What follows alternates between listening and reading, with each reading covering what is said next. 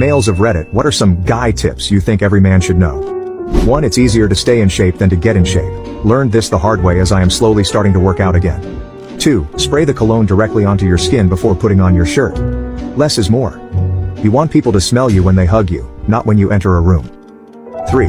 Holding your breath or flexing one of your leg muscles